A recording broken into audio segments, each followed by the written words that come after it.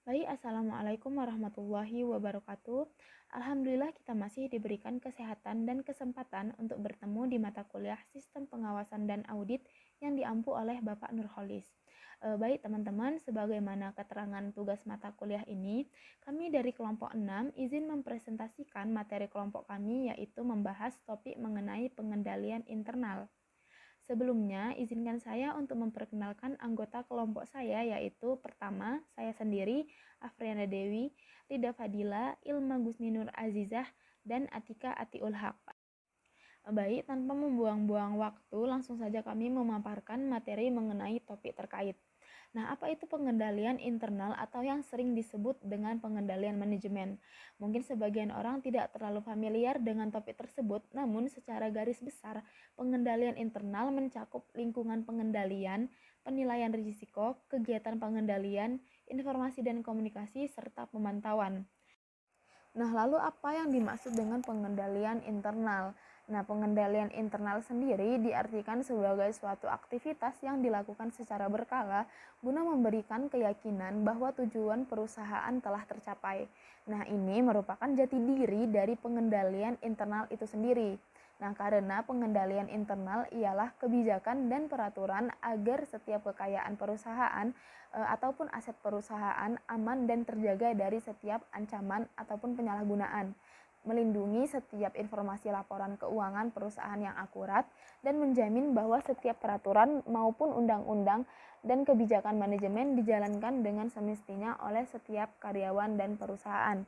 Nah, pengendalian internal itu sendiri berfungsi sebagai lini depan atau lini pertama untuk menjaga aktiva dan mendeteksi kesalahan terhadap ketentuan perundang-undangan.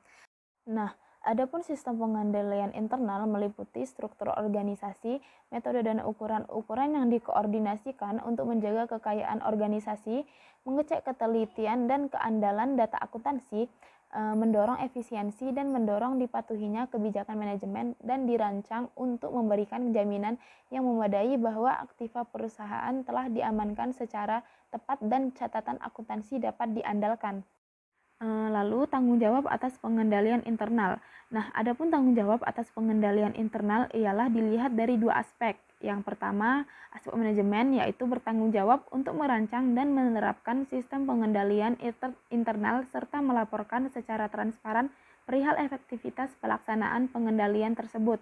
Nah, lalu auditor bertanggung jawab memahami dan melakukan pengujian pengendalian internal atas pelaporan keuangan. Auditor juga memiliki kewajiban untuk menerbitkan laporan audit tentang penilaian manajemen atas pengendalian internalnya. Selanjutnya, terdapat dua konsep yang mendasari penyusunan dan implementasi pengendalian internal, yaitu kepastian yang layak dan keterbatasan bawaan.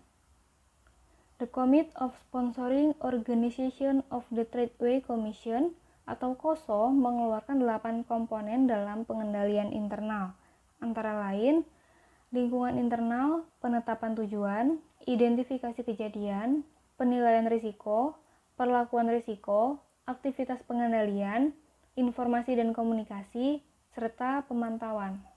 Komponen pertama yang akan dibahas adalah lingkungan internal. Komponen ini mengidentifikasi kondisi internal perusahaan berupa kekuatan maupun kelemahan. Terdapat beberapa elemen yang mempengaruhi lingkungan internal, termasuk nilai sistem yang dimiliki oleh perusahaan, gaya kepemimpinan manajemen, pola penentuan keputusan, pola penetapan wewenang, dan tanggung jawab manajemen. Yang kedua, penetapan tujuan.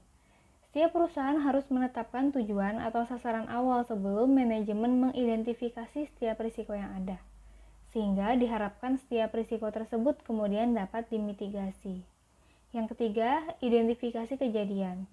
Komponen ini mengidentifikasi setiap risiko yang akan timbul dari seluruh kejadian, baik kejadian di lingkungan internal maupun lingkungan eksternal perusahaan yang berpotensi memiliki pengaruh terhadap tujuan yang akan dicapai. Komponen selanjutnya adalah penilaian risiko. Dalam penilaian risiko, perusahaan melakukan penilaian berbagai tingkat dan besarnya setiap risiko yang akan membawa pengaruh terhadap pencapaian tujuan perusahaan. Setiap risiko tersebut dapat ditentukan berdasarkan kemungkinan keterjadian serta dampak yang ditimbulkan, sehingga dapat diperhitungkan alternatif penyelesaiannya, dimulai dari tingkat dan besarnya risiko yang paling tinggi sampai terendah. Kemudian komponen yang kelima, perlakuan risiko. Komponen ini melakukan perlakuan risiko yang tepat terhadap setiap risiko yang terjadi, menentukan tingkat toleransi, serta menentukan berbagai alternatif penyelesaian terhadap setiap risiko yang teridentifikasi. Perlakuan risiko tersebut menghindari, mengurangi, menerima, dan membagi risiko kepada pihak lain. Kemudian yang keenam ada aktivitas pengendalian. Dalam aktivitas pengendalian ini dilakukan penerapan atas kebijakan maupun prosedur yang telah ditetapkan perusahaan atau organisasi untuk memastikan bahwa setiap risiko yang diperlakukan secara efektif sehingga proses mitigasi dapat terlaksana dengan baik. Pembahasan selanjutnya akan dibahas oleh Rida Fadila. Yang ketujuh, informasi dan komunikasi. Fokus utama dalam komponen ini yaitu memberikan informasi yang relevan kepada pihak terkait dan menggunakan media komunikasi yang sesuai. Yang kedelapan, pemantauan. Aktivitas pemantauan berhubungan dengan penilaian atas mutu pengendalian internal secara berkesinambungan atau berkala oleh manajemen untuk menentukan bahwa pengendalian telah berjalan sebagaimana yang diharapkan dan dimodifikasi sesuai dengan perkembangan kondisi yang ada dalam perusahaan. Selanjutnya, teknik pengendalian internal. Yang pertama, penjagaan fisik, yang bertujuan untuk mencegah dan mendeteksi kerusakan atau penggelapan dokumen yang dilakukan oleh pegawai atau pihak luar yang tidak bertanggung jawab. Yang kedua, ada pengendalian keorganisasian, menjamin bahwa tugas yang dilaksanakan oleh petugas yang berkualifikasi dan menjamin kontinuitas operasi ketika ada perubahan personil. Yang ketiga, kebijakan akuntansi, mencegah adanya kerugian akibat inventaris yang berlebihan dan rusak atau usang. Yang keempat, ada praktik clerical yang bertujuan untuk melindungi dari human error. Fenomena pengendalian internal. Salah satu contoh kasusnya adalah BUMN harus memiliki sistem pengendalian internal, tertuang pada framework KOSO atau Internal Control KOSO dalam pasal 22 Keputusan Menteri BUMN. Dalam keputusan tersebut dinyatakan bahwa manajemen BUMN harus memelihara internal control bagi perusahaan. BUMN dinilai badan usaha dengan tingkat penggelapan dana yang cenderung tinggi. Ini disebabkan karena sistem pengendalian internal yang kurang sehat. Hal ini dilihat dari sistem pengendalian akuntansi dan pelaporan, di mana pencatatannya tidak akurat dan proses penyusunan laporannya tidak sesuai. Faktor-faktor yang dipertimbangkan dalam penyusunan sistem informasi. Yang pertama, sistem informasi akuntansi yang disusun harus memenuhi prinsip cepat. Yang kedua, sistem informasi akuntansi yang disusun harus memenuhi prinsip aman. Yang ketiga, sistem informasi akuntansi yang disusun harus memenuhi prinsip murah. Kesimpulannya adalah, sistem pengendalian internal dapat diartikan sebagai suatu aktivitas yang dilakukan secara berkala oleh pemimpin maupun seluruh pegawai guna memberikan keyakinan bahwa tujuan organisasi atau perusahaan telah tercapai melalui berbagai kegiatan yang dilakukan secara efektif dan efisien. Pengendalian internal berfungsi sebagai lini depan untuk menjaga aktiva dan mendeteksi terjadinya kesalahan, kecurangan, penyimpangan, dan ketidakpatuhan terhadap ketentuan peraturan perundang-undangan.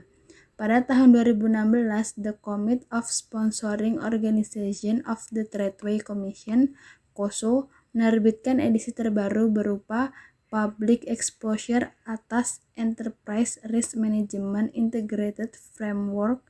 Enterprise Risk Management Framework menurut KOSO terdiri dari 8 komponen yang terkait, yaitu lingkungan internal, internal environment, lingkungan internal, penetapan tujuan, identifikasi kejadian, penilaian risiko, perlakuan risiko, aktivitas pengendalian, informasi dan komunikasi, pemantauan perkembangan teknologi yang semakin pesat dan memperlihatkan progres kemajuan yang luar biasa di setiap tahunnya. Pengendalian internal harus terus dikontrol untuk mencegah terjadinya kecurangan dan kehilangan aset perusahaan. Banyak perusahaan yang dianggap pengendalian internalnya dinilai belum baik. Untuk itu, pengembangan IT di era digital sangat diperlukan agar dapat meminimalisir kesalahan penulisan yang biasanya dilakukan secara manual dengan cara yang lebih terprogram. Seperti saat ini, menerapkan fungsi saling mengawasi dan saling mengontrol untuk setiap transaksi yang diproses. Sekian presentasi dari kami, kurang lebihnya mohon maaf. Wassalamualaikum warahmatullahi wabarakatuh.